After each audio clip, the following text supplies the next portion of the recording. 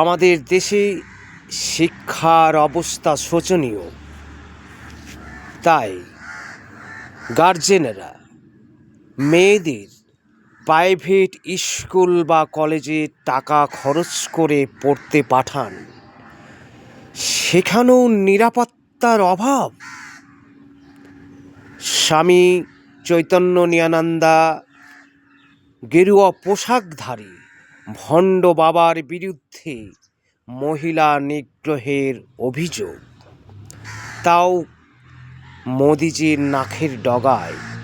দিল্লির বুকে ওই ভণ্ড বাবার মহিলা কলেজে ওই ভণ্ড বাবা নিজেই ছাত্রীদের ওপর মানসিক শারীরিক নির্যাতন করতেন, ছাত্রীদেরকে কুপ্রস্তাব দিতেন।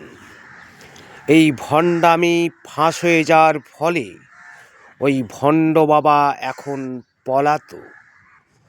তাই বলছি, এই সব ভণ্ড বাবাদের প্রকাশ্যে গুলি করা উচিত। জনসাধারণ, এটাই ঠিক নয় কি?